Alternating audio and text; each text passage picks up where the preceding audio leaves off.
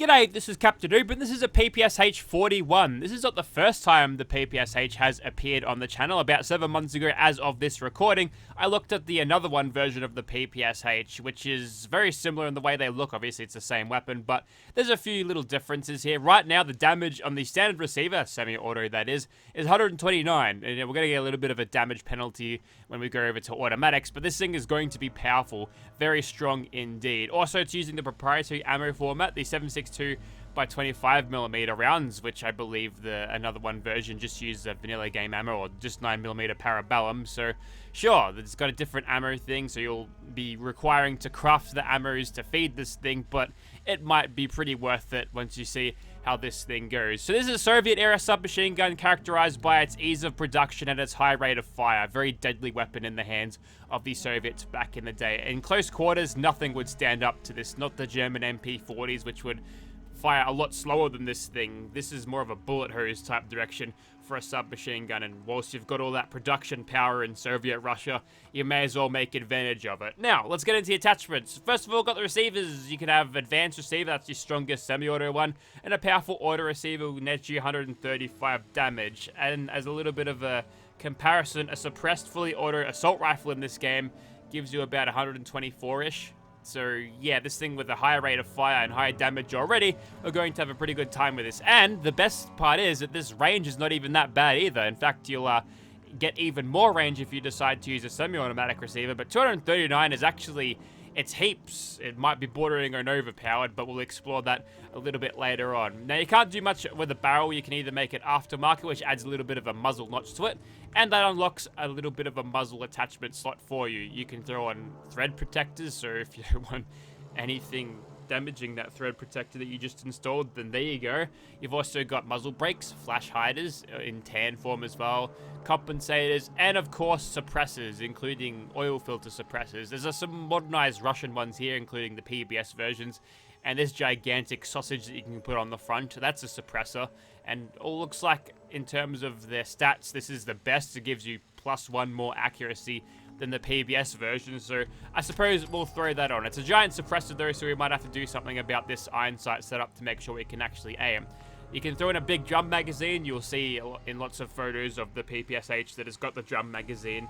And funny enough, the way they produce these things, like there was no direct way or at least a normal pattern for them to do it. So you'll find that PPSh's drum mag won't work in different units of the thing just because of how they were built, which would have probably caused problems if you were to pick up a Comrade's magazine that they were carrying, and if it's not specifically designed for your submachine gun, well, then you're shit out of luck, I suppose. Anyways, so we can have the standard iron sights. There's no glowing sight variants, but all of the sights you can attach on here come in the form of Picatinny rails, which you can add risers to that to bring it up a little bit easier too, depending on how comfortable it is. You might want to have a riser on your Picatinny rail, and that unlocks you attachment point for reflex sights, free modernized version. Now, there's no scopes on this thing, unfortunately, so you can't utilize the sniper perk, but it's a submachine gun, sure.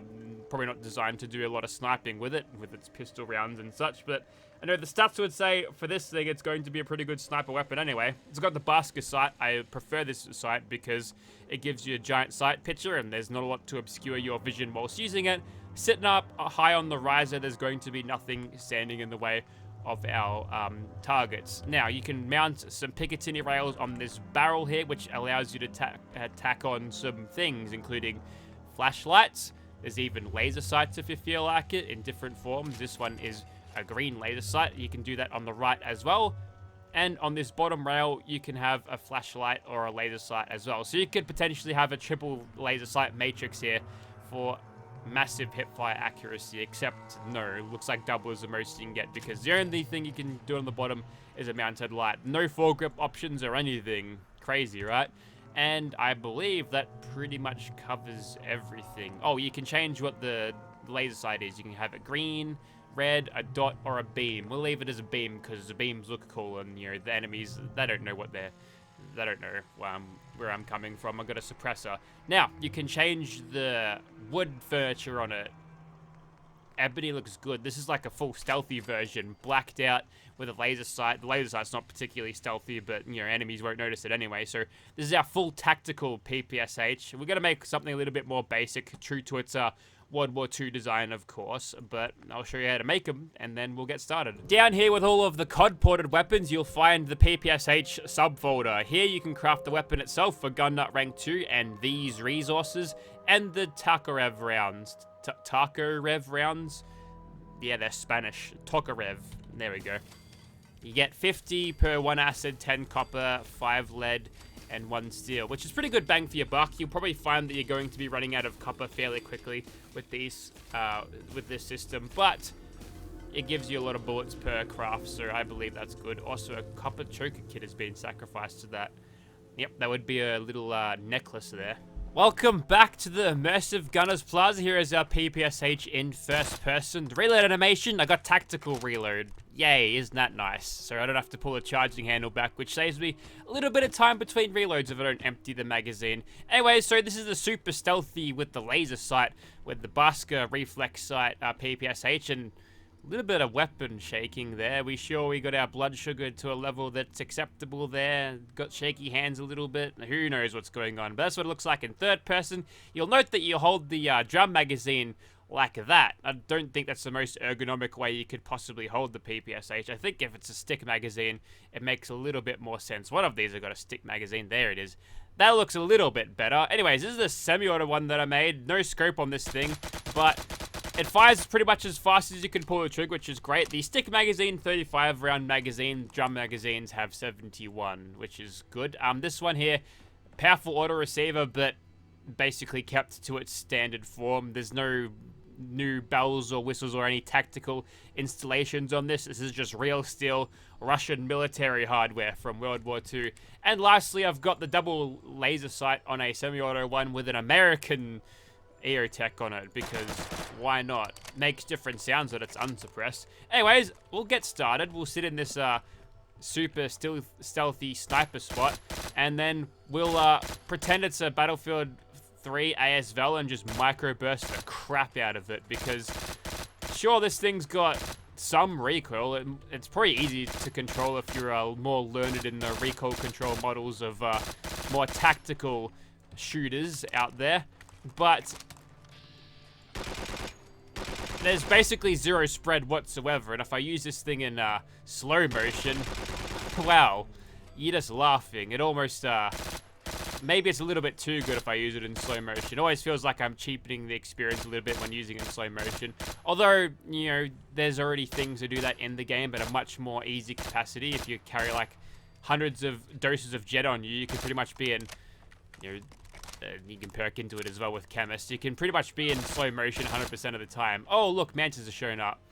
Now our damage won't look quite so good when we're using this thing now, since they're all aggroed. But even still, like, if we run close to these guys, we're just gonna absolutely shred them. So we'll do that.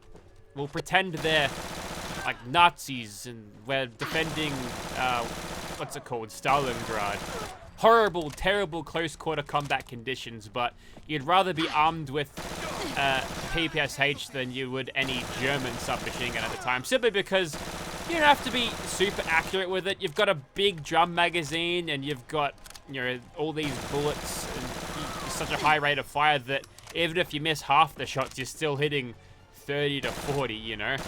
And there's some guy that's stuck in there. Obviously, the damage is less impressive when we're not being enhanced with Ace Operator, but if we run up nice and close to someone and repeatedly shoot them in the head, it just shreds them like that. Isn't that nice? Anyways, we'll go over to our semi-auto one now. I'm wondering whether that's a sniper knockdown. This is a scope in keyword only. It looks certainly like a reflex sight to me, but now that I know that we get sniper knockdowns with this thing, perhaps not supposed to. Maybe I'd already predicted that. That's why I put a lesser magazine on this thing, to make it less ridiculous. Because if I had a drum on this thing, I'd be able to knock things down pretty much indefinitely. And by the time I've reloaded this thing, they've barely gotten back up. Especially if I reload it when it's beyond empty. So things are going pretty well, I must say. Having absolutely no problems. We're just currently shredding everything here at Gunners Plaza. Wouldn't mind a little bit more zoom in now. Perhaps I could utilize third person. That's much better. Oh yeah. And since you can fire this thing as fast as you can pull the trigger on mouse button 1, well, it's not quite as fast as you can pull the trigger. I've shot faster before, but I'm thinking it's pretty much as fast as what you'd need it to be. Much faster than any vanilla game thing anyway. Very good. Oh, raiders have shown up. Robot raiders, rust devils. We'll quickly clean these guys up. They're not supposed to be part of this, but I don't know, sometimes when you clear out the Gunners Plaza, there'll usually be a gang of raiders that show up. Whether these guys are just walking down the road and happen to be aggroed at this very point in time, I'm not sure. Anyways, I'll come out of slow motion now. Maybe we'll go over to the triple laser sight matrix. Hear this thing unsuppressed. Yep.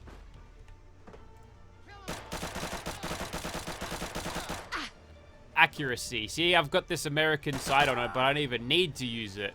I don't need to use it at all. Even at this range, we're still hitting fairly consistently, provided I can keep the reticule on target here.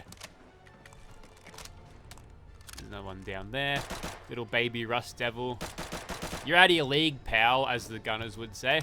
There's one person down there, but I'm itching to get onto the door breach. So think of it like this one. You're fighting through every major city block, and your red Russian friends tell you, hey, there's like a squad of Germans in here. You've got a submachine gun. It is your job to clean them all out. And before they can even react and start shooting at you, you've fully mag dumped one guy, and that's almost done the job. But it goes something like that. That's a grenade launcher. No, no, no grenade launcher. Bad. No, no, no. Oh, someone's got to reload. I'll confiscate that one, thank you very much. And now, it's finding the last guy, who I believe is stuck in a wall. Sure is. Next time he pokes out, I'm gonna shoot him. Or I can do this. Not getting away that easily, buddy. Perfect. Okay, so that was the PPSh-BH, the Brotherhood, as he's known. It just completely crushed everything. So a perfect submachine gun for your end game, and yeah, it's strong, but realistically speaking, that's what it'd be like, you know. For it to be this consistent and just so much above what you'd get in the vanilla game, it might cause balance issues for those of you who can't tolerate this amount of power, which, you know, it might trivialize the game for some. Some people do play for the difficulty, and if they're getting it too easy, then, well, they lose interest, and there's a merit to that play, so I get that. But if you want true endgame power that is basically impeded by nothing, I suppose your only limiting factor is your ability to replace the rounds with this thing, because it does go through them quite quickly, and having the 10 coppers to craft the rounds by, I think that's a pretty steep price. So you do get what you pay for, lots of bang for your buck, but there's a behemoth over there. That's only a small time behemoth. We could do much better than that, and I'm just itching to have a full magazine of these sneak criticals going along. See how that goes with us. I think the novelty of the Killzone 2 combat music has worn off by now. I was actually thinking about downloading the original XCOM Enemy Unknown soundtrack and putting that in, because that's actually got some pretty good combat music. The problem is that they're in very short loops, and what happens is it repeats itself quite a lot.